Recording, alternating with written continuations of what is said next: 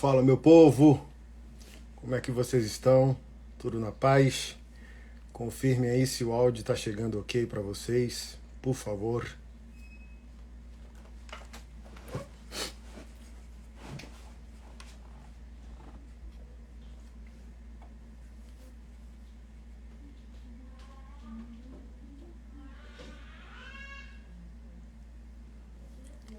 Tudo na santa paz? Que bom. Áudio chegando ok. Deixa eu só abrir aqui um rascunho que eu fiz no meu notebook. Sejam bem-vindos.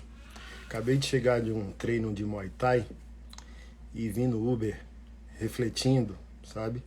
Vocês têm acompanhado aí minha semana. Estou muito chateado, profundamente chateado, ao mesmo tempo que ansioso no sentido de cheio de expectativas para com o futuro, mas chateado ao mesmo tempo porque esse ano político, os pastores, na sua maioria, fazendo o que a maioria dos pastores fazem, que é ceder ao status quo, infelizmente, ceder à cultura, ceder à política, ceder aos poderosos, ao mesmo tempo que eu confirmo que a gente está vivendo uma crise de masculinidade, ao mesmo tempo que eu percebo que políticos, inclusive o nosso presidente, usa a igreja e os homens da igreja não conseguem se posicionar. Isso me chateia muito, sabe por quê? Porque o que acontece contra nós e no nosso meio não é tolerado numa religião masculina como o Islã, sabe? As religiões abraâmicas, islamismo, judaísmo, cristianismo. A única religião que tem homens castrados é o cristianismo. A gente não vê bagunça no Islã, a gente não vê bagunça no judaísmo, mas a gente está vendo, sabe, acovardados, uma bagunça na igreja evangélica. Infelizmente, né? Os pastores são os grandes tutores desse acovardamento, sabe? Porque, queridos, onde há homem, há fronteira. Onde há homem, há resistência. Onde há homens, há limites, né? O muçulmano, ele deixa muito claro os limites da sua fé. E a minha tristeza, antes de entrar no assunto que eu quero entrar, é perceber, por exemplo, eu preciso reforçar aqui, sou bolsonarista, sou politicamente conservador, votei em 2018, votarei em 2022 e não há outro plano político que beneficie a igreja que não seja o plano conservador. Isso aqui está posto, sabe? Por os aventureiros que me seguem há um dia, eles podem colocar em xeque minhas motivações, mas aqui quem é ou ovelha das paróquias que nós pastoreamos, ou alunos nossos, nas nossas plataformas de teologia, ou os nossos seguidores assíduos, sabe os nossos valores e posicionamento, todos conservadores, sabe? E aqui o que eu tenho a falar e o que eu tenho dito não é nem sobre a figura do presidente. Ele tem responsabilidade, mas a maior responsabilidade são dos homens da fé, são dos homens da igreja. Sabe? Por isso que virou um lema no maçonaria, um grito de guerra nosso, somos a igreja, somos a igreja. Porque se os homens estivessem posicionados, políticos saberiam os seus limites. Começou a época de vender a igreja para propaganda política. Não apenas ele, mas tantos outros e por aí. Um deputado distrital aqui em Brasília, que é correspondente ao deputado estadual da sua cidade, disse... Um dos seus assessores disse na minha frente: todo pastor tem um preço. Olha que lamentável. Todo pastor tem um preço. Sabe? Fizeram ou vão fazer uma reunião de pastores aqui numa cidade do lado da minha. Uma candidata, pré-candidata ao Senado, marcou a reunião com os pastores. Sabe? Os pastores vão ir para ouvir dentro de uma igreja, o projeto político, e o ganho dos pastores é receber um certificado que participou da reunião. Olha, assim, ó, é lamentável. Sabe por que é lamentável? Eu tenho que me posicionar, porque isso aqui é pastoreio, sabe? E, gente, nenhum profeta do Antigo Testamento, nenhum apóstolo no Novo Testamento, nenhum reformador toleraria, sabe, o que a gente tem tolerado no século XXI. Nós seríamos a igreja que os reformadores reformariam. Nós seríamos a igreja que o apóstolo Paulo confrontaria. Porque tudo tem uma fronteira, tudo tem um limite, tudo tem que ser delimitado. E, por exemplo, a Marcha para Jesus virou campanha para o nosso presidente. A gente deveria ser colega do conservadorismo e do bolsonarismo e não sócio, não fiador. A marcha é para Jesus. Nada tem a ver sobre político e nem política. Seja ele ou qualquer outro, a marcha é para Jesus. E ele está passando por todas as marchas. Agora em Uberlândia, um pastor fez uma oração acalorada em nome de Jesus. Acabou a oração em nome de Jesus, passou o microfone para o presidente e a igreja gritando, mito, mito. Sabe por quê? Porque a igreja é o povo profético. E o povo profético não é um povo embriagado. Quem chama Bolsonaro de mito deixou de ser um povo profético, porque o povo da fé, ele não apazigua político nenhum, por mais que ele beneficie a igreja. Por quê? A igreja é um protesto do céu contra a terra, não há acordo. Não há acordo nenhum, por mais que haja encontros, coleguismos, que façam sentido mutuamente. Mas o povo da cruz é um povo sóbrio. Sabe? Olha, nós estamos juntos por causa do plano moral que beneficia a família tradicional. Ponto. Nenhum político, seja ele quem for, não pode se sentir confortável ao lado da igreja. Não pode se sentir confortável ao lado dos homens de Deus. Eu preciso pôr isso aqui. Sabe? E nós não podemos, irmãos que estão aqui, pastores e pastoras que estão aqui me ouvindo, não podemos misturar as coisas. É um alto preço que se paga diante do Senhor. Eu já não gostava da Marcha para Jesus. Eu me converti na Igreja Renascer em Cristo. Deixa eu te dar uma timeline para você não achar que eu estou problematizando. Eu me converti na Igreja Renascer em Cristo, que é a dona da Marcha para Jesus, isso há 22 anos atrás. Já não era Marcha para Jesus há 22 anos. Sabe por quê? Porque os contratos aqui eram fraudados, assim. Chamavam um grupo de rap para cantar, o contrato era 10 mil, o grupo recebia 500 reais, se recebesse. Então não estamos marchando para Jesus desde o embrião. Mas essa igreja já pagou o preço, era para ser a igreja mais triunfante com a juventude na nossa nação. E era 22 anos atrás, tinha um trabalho excelente com rap, com rock gospel. Eu fui salvo por causa da avalanche apostólica real que havia nessa igreja. Mas os líderes começaram a amar o poder desde cedo. E caiu. Aqui em Brasília eram mais de 20 congregações, hoje sobrou uma, e olhe lá. Pastores desviados. Eu já pastoreei 4 pastores que me converteram. 2 divorciados, um viciado em crack. E um que apostatou da fé e seguiu a teologia de Caio Fábio. Então, assim, ó, eu sei do que eu estou falando. Quando a igreja relativiza o absoluto, quando ela justifica o injustificável, ela começa a cair. Simples assim, ok? E, indo para exemplos bíblicos, a gente não vê escrito na Bíblia, lá em Atos, igreja do primeiro século, igreja primitiva, assim, ó, cruzada de cura. Os apóstolos e Pôncio Pilatos mandou a emenda parlamentar. Marcha para Jesus. Jesus estará presente. Foi César, o imperador romano, que mandou o recurso público, como foi a Marcha para Jesus em São Paulo, 1.700.000 reais. Sabe? Gente, por favor, saiam da infantilidade, saiam do berçário gospel, sabe? Postei ontem que vai haver festa julina na nossa igreja. Tudo é redimível depois que Jesus foi para a cruz do Calvário. Aí, olha só, pessoas já tinham colocado em xeque eu confrontar pastores imorais, pastores adúlteros, pastores abusadores. Olha, você não tem autoridade para peitar pastores abusadores porque você tem tatuagem, porque você escuta rock and roll. 3 pastores canalhas vieram hoje no meu Instagram dizer que moral você tem para querer elevar a moral da igreja e do país se você vai fazer festa junina. Gente, olha a assimetria do caráter evangélico hoje. Por isso que a gente é uma tragédia política. Por isso que essa bancada evangélica nos envergonha. Sabe? Por isso que pastores que se tornam políticos não são pastores e nem políticos. Porque olha o nível do raciocínio evangélico. Ele equipara a remissão de uma festa pagã com um abuso sexual. Você não tem autoridade para ajudar a prender um abusador sexual porque você vai fazer festa julina. Vê se há equivalência, vê se há correspondência nesse absurdo.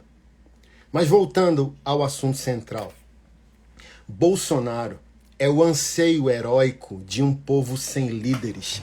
A igreja está às traças. A igreja está abandonada. Já não há mais líderes. Porque já não há mais homens. Sabe? Assim, ó. Parte dos políticos bolsonaristas estão usando a marcha como apoio ao presidente. O presidente está fazendo isso. O filho dele postou a Marcha para Jesus em Balneário Camboriú como apoio político ao pai. Só um pouco, estão em live, não posso atender. A Carla Zambelli, deputada federal bolsonarista por São Paulo, usou a Marcha para Jesus. Pré-candidato Netinho, que era cantor de axé na Bahia, usou a Marcha para Jesus. Daniel Silveira, o que foi preso a mando do ministro do STF, usou a Marcha para Jesus. O ex-ministro, o ministro atual do governo Bolsonaro, que vai ser pré-candidato ao governo de São Paulo, esqueci o nome dele, usou a Marcha para Jesus como apoio ao projeto bolsonarista. Gente, onde que apóstolos reformadores e profetas e verdadeiros homens de Deus tolerariam tal blasfêmia? Porque olha só, quando os homens da fé não inspiram mais confiança, o povo da fé desvia em idolatria secular. Por que Bolsonaro é mito? Porque não há líderes na casa da esperança.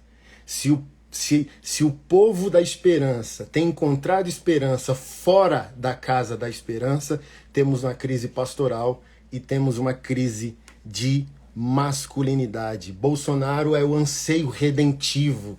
Eu quero representatividade, eu quero liderança, eu quero alguém que represente os meus anseios morais como povo de Deus. E a gente tem que esperar de um político o que nós deveríamos esperar de homens de Deus. Não só de pastores, de todo homem evangélico. Mas olha só, os nossos homens evangélicos se tornaram vilões. Os nossos pastores são gananciosos. E os homens evangélicos não são sinônimo mais de fidelidade. E por que não deve haver acordo total entre bolsonarismo e a igreja, entre conservadorismo e a igreja? Você já percebeu que não existe Cristo no bolsonarismo, só Deus? Já percebeu isso? Presta atenção nisso, que todos os políticos conservadores e bolsonaristas que usam o pressuposto da fé, e o próprio presidente, eles não usam a pessoa de Jesus Cristo, eles usam Deus. Por quê? Deus é qualquer um, mas o nosso Deus tem nome redentivo. E quem é o nosso Deus com nome redentivo? Jesus Cristo. Porque assim, ó, se for Deus, pode ser qualquer coisa. Agora, se for Cristo, nós estamos falando de redenção. Nós estamos falando de novo nascimento. Nós estamos falando de transformação. Na teologia, por isso que você tem que estudar a teologia, crente. Você tem que estudar a teologia. Na teologia, nós chamamos esse fenômeno de deísmo moralista terapêutico. É o fenômeno pós-moderno. Deísmo é a crença de que existe um Deus superior. Moralista, porque não é preciso nascer de novo. É só ser bom, ser pró-arma, contra o aborto, a favor da família. Terapêutico, porque não redime, só condiciona. Então, o bolsonarismo é deísmo moralista terapêutico. Mas não é evangelho.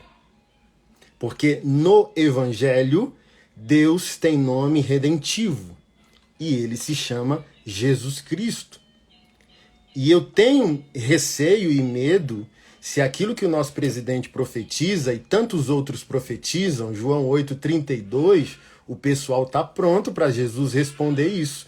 Conhecereis a verdade vos libertará. Isso é muito caro. E se Deus se expressar e querer que nos transformemos, fala para mim aí. Então, gente, o que vocês precisam fazer? Apoiar o plano moral, ponto.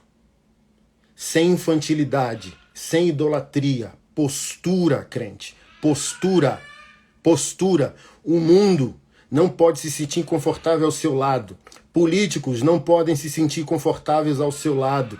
Incrédulos, ímpios não podem se sentirem confortáveis ao seu lado. Postura. Você é aquele que carrega a mensagem de redenção. Somos bolsonaristas por contenção. Precisamos parar a esquerda e todo o seu projeto filosófico de destruição dos nossos valores. Ponto final. Somos conservadores por contenção, não por concordância plena, porque conservadorismo não redime, política não redime. A gente tem que resistir à esquerda, mas tem que evangelizar a direita. Bolsonaristas não podem se sentir confortáveis ao nosso lado. Eles não podem usar os nossos símbolos de fé para politicagem. Não podem. Não podem. Não podem. Um muçulmano não permitiria ninguém usar seus símbolos de fé. Ninguém.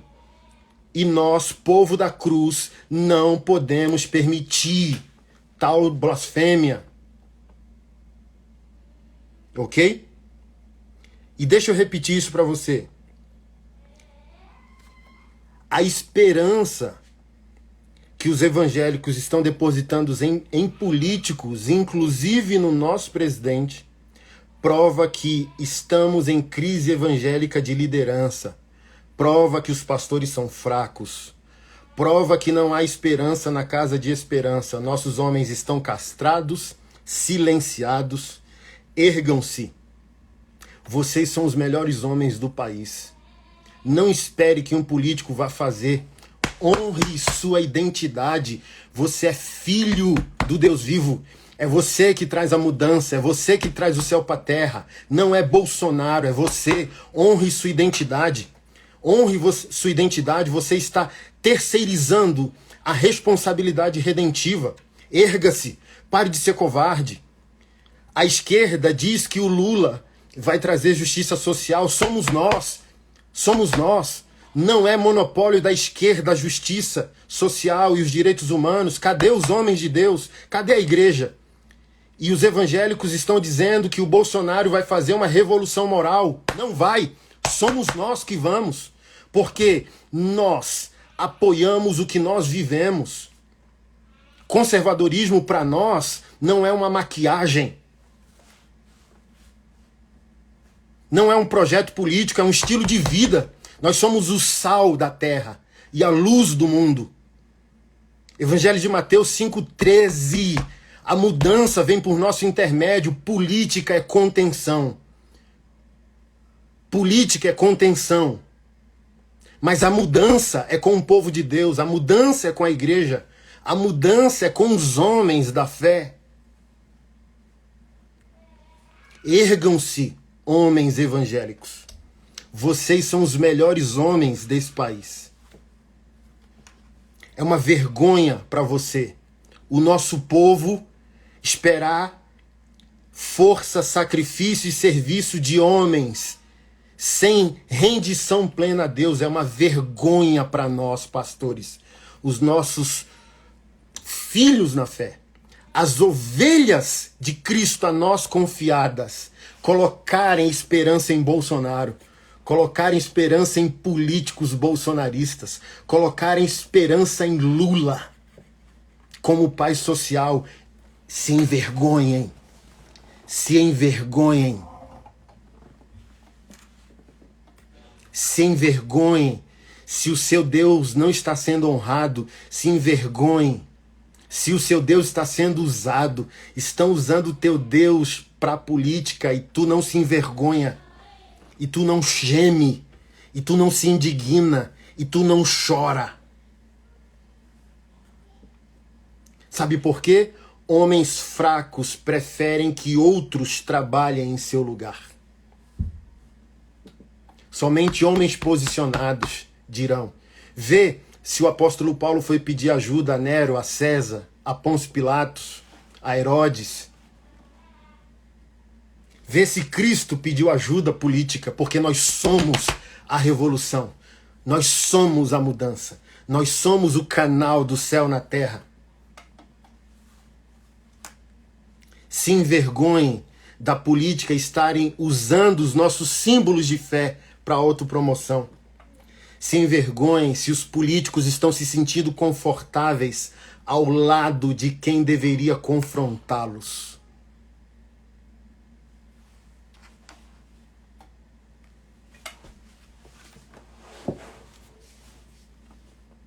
É isso. Eu não estou aqui contra projeto conservador. Eu não estou aqui contra o nosso presidente. É ele, o trator de Deus a pavimentar o governo do justo. Mas onde estão vocês, castrados, silenciados, apáticos, querendo que Bolsonaro salve o que você não tem culhão para salvar? Eu acabei de participar numa reunião do Sul para proteger vítimas sexuais. 8 mulheres numa mesa, parte delas abusadas. 3 homens, maridos, pais, padrastos. E eu me perguntando, o que eu estou fazendo em Santa Catarina protegendo vítimas de crime sexual, se tem 3 homens aqui nessa mesa? Mas eu vou ser generoso. A maioria dos homens evangélicos estão sem culhão mesmo. Eles estão deixando que destruam a casa do Deus que eles dizem amar. Aí eu tenho que deixar 4 filhos, alguns com necessidades especiais, gastar 5 mil reais entre passagem aérea para mim, para minha esposa, hospedagem, aluguel de carro, alimentação, para poder fazer o que homens locais não querem. Mas se você perguntar, todos esses 3 homens da mesa são conservadores, bolsonaristas e defensores da família tradicional e não conseguem ter a mínima coragem de defender quem amam.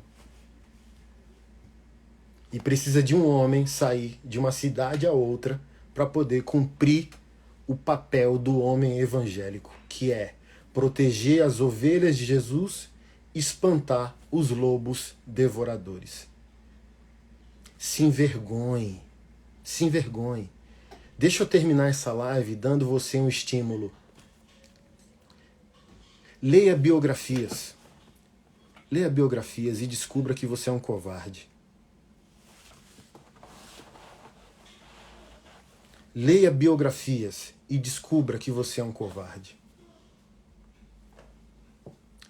Tem um livro da editora Fiel, escrito pelo pastor Franklin Ferreira, chamado Servos de Deus. Mais de 40 homens da história do cristianismo. Compre esse livro.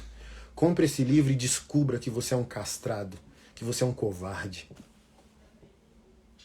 E se você é pastor de uma igreja e o seu povo ama mais o Lula do que Cristo e você é um covarde.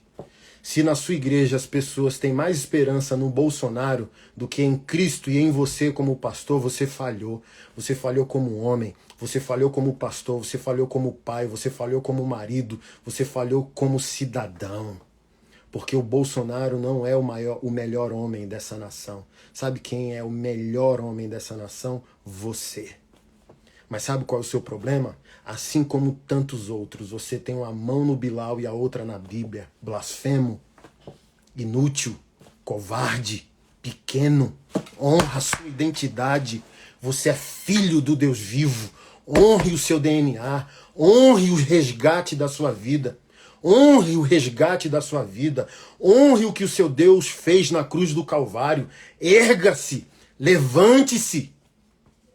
E não permita que esses homens zombem da casa do nosso Pai, da casa do nosso Deus, marcha para Jesus, para um político, vergonha a nós, blasfêmia ao Filho de Deus, marcha para Jesus. Quer apoiar Bolsonaro? Faça um evento, marcha para Bolsonaro. Faça um evento e eu irei, como conservador, como bolsonarista. Faça um evento para a gente apoiar o nosso presidente, como aconteceu em 7 de setembro. Eu irei, estarei lá para gritar. Marcha para Jesus. É marcha para Jesus. Mas cadê os profetas na casa do profetismo? Cadê a esperança na casa da esperança? Cadê os homens posicionados? Cadê os homens de Deus? Cadê o Billy Graham na terra tupiniquim para chamar as coisas pelo nome, para dar limites às coisas, para dizer que as coisas não se misturam, para dizer que há limite, fronteira, resistência, protocolo? Nunca um político que visitou a nossa igreja pegou o microfone da nossa igreja. Nunca que um político que visitou a nossa igreja subiu no nosso púlpito ou no nosso altar, como alguns chamam. São citados, oramos, intercedemos por eles, citamos o nome deles, mas a igreja é do Senhor e para o Senhor. O altar e o púlpito são para ministros de louvor, profetas, ministros do evangelho, pastores, servos da igreja. O púlpito e o altar da igreja não é para políticos, não é para política. Ah, pastor Anderson, você vai vir pré-candidato se você ganhar. Eu sou pastor. Você não raciocina? Se você fosse advogado e pastor, você sobe como pastor ou advogado ao púlpito. Eu continuarei subindo como pastor. Mas olha só, não uso a igreja que eu pastoreio para esse fim. Até hoje eu não falei com a igreja sobre isso, porque não a usarei para esse fim. É a cidade que me reconhece, que reconhece o serviço prestado. As coisas não se misturam. As coisas não se misturam, igreja.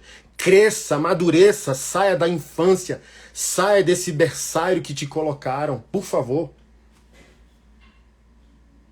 Avance. Amedronte esse mundo e não caia nessa conversa fiada de deísmo moralista, terapêutico. É só deísmo. Existe um Deus não interventivo, superior a tudo e a todos. Moralista, porque não precisa nascer de novo, é só ser bom e ser contra a esquerda, contra o aborto, em prol da família tradicional. E terapêutico porque não transforma, só condiciona o nosso coração pecaminoso. Bolsonaro é o anseio por redenção de um povo sem líderes.